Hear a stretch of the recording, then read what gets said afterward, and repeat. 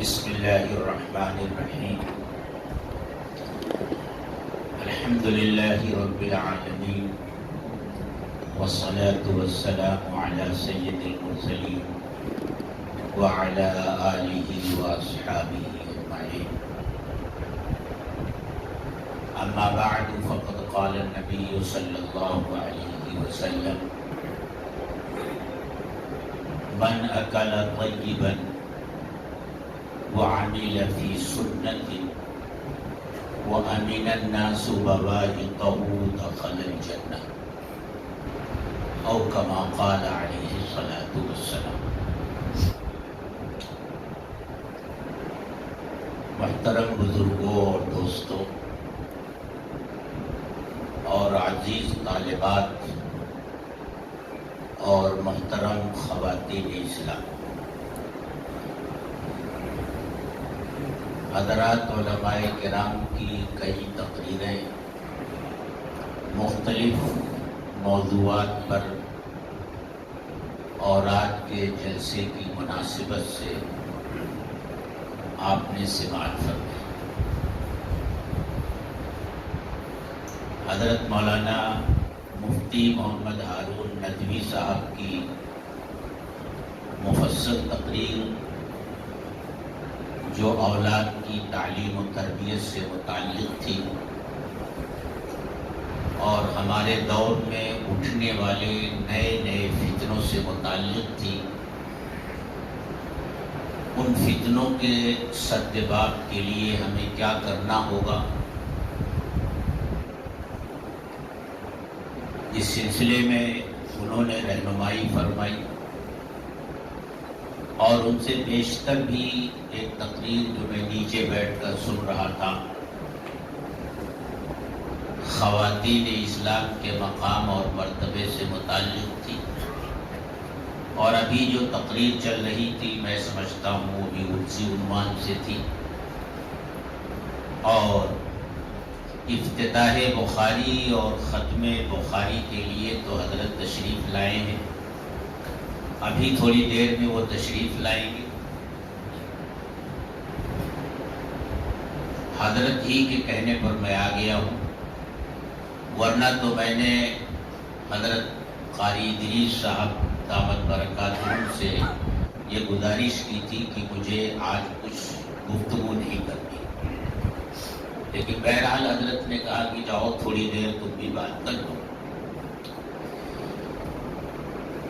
اسی سلسلے کو جو چل رہا تھا میں آگے بڑھاتے ہوئے آپ تمام حضرات سے ایک سوال کرنا چاہتا ہوں کہ آپ یہ بتائیے کہ ہم میں سے کون وہ شخص ہے جو جنت میں داخل نہیں ہونا چاہتا؟ ہے کوئی اس مجمع میں جو جنت میں نہ جانا چاہتا ہو؟ یا اوپر میری مائیں بہنیں اور بیٹیاں بیٹھی ہیں، کیا ان میں کوئی ایسی ہیں جو جنت میں نہ جانا چاہتی؟ کوئی نہیں، سب جنت میں جانا چاہتے ہیں۔ جنت میں آپ سب جانا چاہتے ہیں؟ ذرا بتائیے آپ اٹھا کر کے۔ ہاں، جنت میں جانا چاہتے ہیں۔ جنت میں جانے کا آسان نسخہ جو اللہ کے رسول صلی اللہ علیہ وسلم نے بیان فرمایا ہے،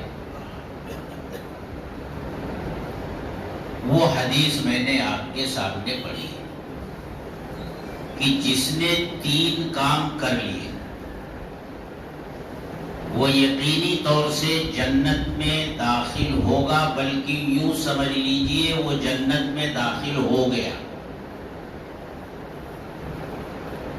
پہلا کام، من اکل طیبا، جس نے حلال کھایا، اپنی اولاد کو اور اہل و عیال کو حلال کھلایا۔ پہلا کام یہ کیا، اور ظاہر سی بات ہے حلال اسی وقت کھائے گا، حلال اسی وقت اپنی اولاد کو، اپنے گھر والوں کو کھلائے گا جب حلال کمائے گا۔ تو بات یہ سامنے آئی کہ جس نے حلال کمایا، حلال کھایا اور اس کی زیر تربیت اور زیر نگرانی جتنے لوگ ہیں، جن کی ذمہ داری اس کے اوپر ہے، ان کو حلال کھلایا، پہلا کام یہ کیا۔ حلال کی بڑی اہمیت ہے۔ ایک بڑے بزرگ گزرے ہیں، بڑے عالم گزرے ہیں، انہوں نے اپنی کتاب میں ایک واقعہ لکھا ہے اور اسے حدیث کہا ہے۔ فرمایا کہ جب کوئی گنہگار بندہ نیکیاں کرنا چاہتا ہے اور نیکی کے راستے پر وہ قدم بڑھاتا ہے تو شیطان کے پورے لشکر میں کھلبلی مچ جاتی ہے۔ تمام چھوٹے بڑے شیاطین اپنے سردار کے پاس پہنچ جاتے ہیں اور یہ کہتے ہیں کہ حضور غضب ہو رہا ہے، ہمارا فلاں آدمی، فلاں سپاہی پارٹی بدل رہا ہے۔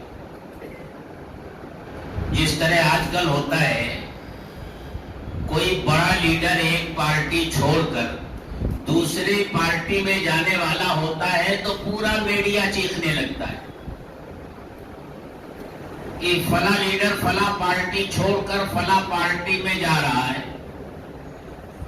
اسی طرح دو ہی پارٹیاں اللہ نے بتائی ہیں، حزب اللہ، حزب الشیطان۔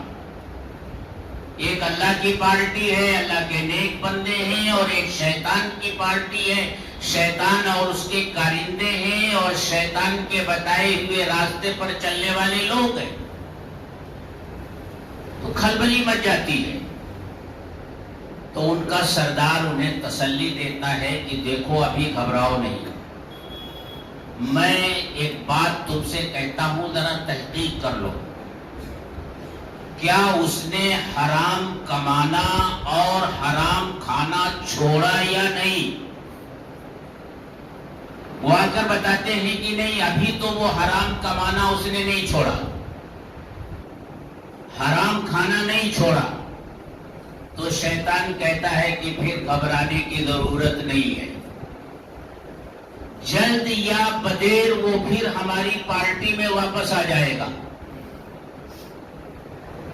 حرام اپنا اثر دکھائے گا اور وہ ہماری پارٹی میں واپس آ جائے گا۔ تو حلال کی اس قدر اہمیت ہے۔ اللہ تعالیٰ نے حلال کی ہی اہمیت بتانے کے لیے اپنے رسولوں کو مخاطب کیا، یا ایھا الرسل کلوا من الطیبات واعملوا صالحا، اے رسولو حلال کھاؤ اور نیک عمل کرو۔ کیا اللہ کے رسولوں اور نبیوں کے بارے میں بھی یہ گمان کیا جا سکتا ہے یا تھوڑی دیر کے لیے یہ سوچا بھی جا سکتا ہے کہ وہ حرام کھائیں گے؟ یہ حلال کی اہمیت بتانے کے لیے یہ انداز اللہ نے اختیار فرمایا ہے کہ رسولوں کو مخاطب کیا کہ حلال کھاؤ اور نیک عمل کرو، یعنی حلال کھاؤ گے تو اس کے نتیجے میں نیک اعمال کی اللہ توفیق دے گے۔ حلال نہیں کھاؤ گے، حرام کماؤ گے، حرام کھاؤ گے تو نیک اعمال کی توفیق نہیں ملے گی۔ حرام کھانے سے جسم کی چربی تو بڑھ سکتی ہے، گوشت تو بڑھ سکتا ہے، وزن تو بڑھ سکتا ہے، لیکن اندر کی نورانیت جو انسان کو نیکیوں کی طرف کھینچ کر لاتی ہے، عبادت کا ذوق اور شوق پیدا کرتی ہے، خوف خدا اور فکر آخرت پیدا کرتی ہے، آدمی اس سے محروم ہو جاتا ہے اگر وہ حرام کھاتا ہے اور حرام کماتا ہے۔ اسی لیے اللہ کے رسول صلی اللہ علیہ وسلم نے ارشاد فرمایا کہ جو بندہ حلال کمانے کے لیے بھاگ دوڑ کرتا ہے، کوشش کرتا ہے، تو جب تک وہ کوشش کرتا ہے گویا وہ اللہ کے راستے میں ہے، اور اللہ اس کو ایسا ثواب عطا فرماتے ہیں جو اللہ کے راستے میں جہاد کرنے والے کو ثواب عطا فرماتے ہیں۔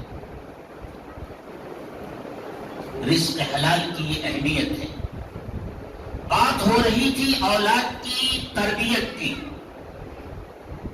اولاد کے حقوق کی، تو اولاد کی تربیت کے سلسلے میں بنیادی چیز اور سب سے اہم چیز یہ ہے کہ والدین اس کا اہتمام کریں کہ اپنی اولاد کو حرام غذاؤں سے بچائیں، ان کو حلال کھلائیں، خود بھی حلال کھائیں۔